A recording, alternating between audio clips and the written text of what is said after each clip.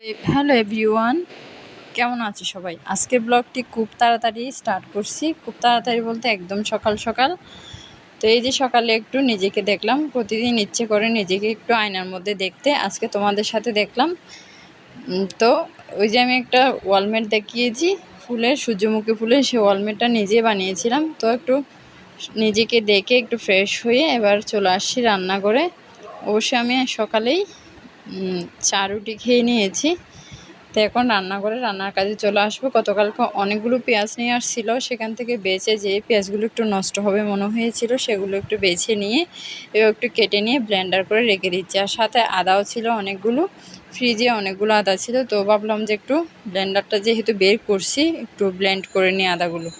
তো পেঁয়াজ আর আদাটা ব্লেন্ড করে আমি ফ্রিজে রেখে দিয়েছি। এই যে কাঁঠালের বিচি আর সবজি দেখিয়ে দিয়েছি।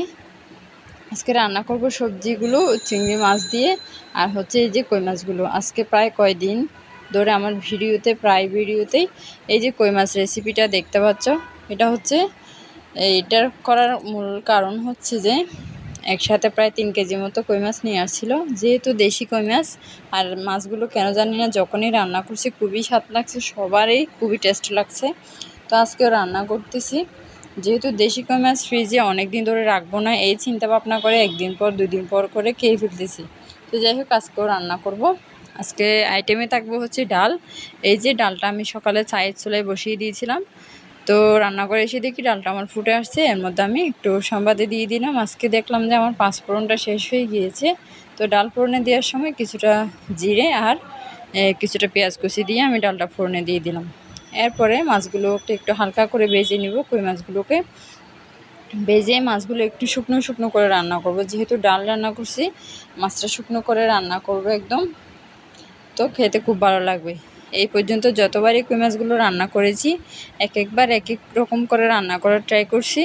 যেভাবে রান্না করছি জানি না কেন জানি ওই কই মাছগুলো খুবই স্বাদ ছিল, হয়তোবা দেশি কই মাছ তাই।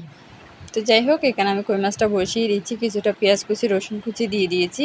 আর ওই যে আমি পেঁয়াজ ব্লেন্ড করে রেখেছি সেখান থেকে একটু খানিকটা আদা আর যে কিছুটা পেঁয়াজ ব্লেন্ড করা দিয়ে দিলাম। দিয়ে পরিমাণ মতো শুকনো মরিচের গুঁড়ো আর হলুদের গুঁড়ো, স্বাদ মতো লবণ দিয়ে মশলাটাকে ভালো করে কষিয়ে নিয়েছি। এর মধ্যে কিছুটা ফ্রোজেন করা টমেটো দিয়ে আবার ভালো করে মশলাটাকে কষিয়ে পরিমাণ মতো পানি দিয়ে দিব। আমি বললাম না এটা একটু শুকনো করে রান্না করবো, তাই পানিটা বেশি দিইনি। যে পানিটা দিয়েছি এটা আমি মাছটা একটু সিদ্ধ হয়ে আসা পর্যন্ত রেখে দিব। এরপর আমি আরেক চুলায় সবজিটা বসিয়ে দিব।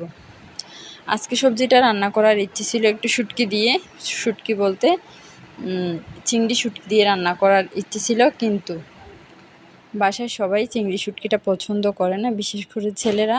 আমরা মেয়েরা তো শুটকি বললে পাগল হয়ে যাই, কিন্তু ছেলেরা পছন্দ একদম করে না। যার কারণে হুট করে সিদ্ধান্তটা চেঞ্জ করে নিলাম। ভাবলাম যে না, সবাই তো খাবে না, যার কারণে একটু চিংড়ি মাছ দিয়ে রান্না করলাম। তো হুট করে সিদ্ধান্ত নেওয়ার কারণে চিংড়ি মাছটা আগে থেকে বের করে রাখা ছিল না, তাই আমি একদম বরফ অবস্থায় মাছটাকে দিয়ে দিয়েছি। একটু গরম ভাপ লাগলে হয়তোবা ছেড়ে দিবে।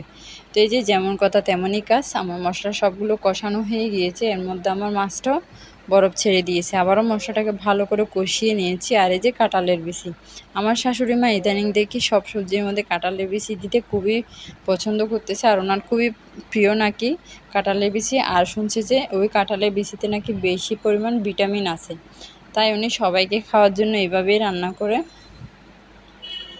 তো এর মধ্যে আমার মশলাটা কষানো হয়ে গিয়েছে। আমি কাঁঠালের বিচিটা প্রথমে দেওয়ার কারণ যেহেতু কাঁঠালের বিচিটা একটু শক্ত, তাড়াতাড়ি সিদ্ধ হওয়ার জন্য আমি মশলা কষানোর মধ্যে দিয়ে দিয়েছিলাম। এর মধ্যে সবজিটা দিয়ে আমি ঢাকা দিয়ে সবজিটা সিদ্ধ করে নিব।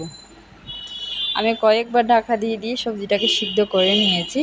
ওর মধ্যে আমি ভেন্ডি ভাজা করব। তো আরেক চুলায় আমার সবজিটা হতে থাকুক, এদিকে আমার ভেন্ডিটা আমি ভেজে নিব। কিছুটা পেঁয়াজ কুচি দিয়ে দিয়েছি, দিয়ে ভেন্ডিটাকে দিয়ে দিলাম। এবার হালকা আঁচ দিয়ে আমি ভেন্ডিটাকেও ভেজে নেব। কিছুটা লবণ হলুদ দিয়ে দিয়েছি, একদম হালকা আঁচে ভেজে নেব।